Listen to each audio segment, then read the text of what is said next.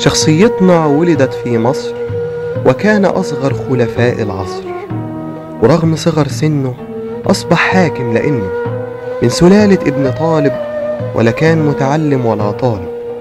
كان متقلب المزاج، لا بيحب الجرجير ولا بيحبذ الأبقاب، عجيب الأطوار، وبيتفقد رعيته بالحمار، ومنع أكل الملوخية باعتبارها أكلة ملوكية، ومنع عجن الخبز بالرجل، وذبح البقر وذبح العجل.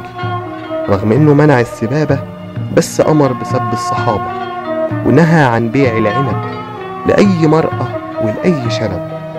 غريب التركيبة، وبيعتبر التنجيم عيبة، يقابل أي منجم بالهجوم، ويعشق هو استطلاع النجوم. مبادئه كانت قديمة، وخروج النساء عنده جريمة. تكوينه كان مريب، وفصل بين الهلال والصليب. كان يسفك الدماء، وكأنه يتناول شربة ماء. رديء التدين، موقفه واضح وبين. كان المقطم اتجاهه، وظل سر اختفائه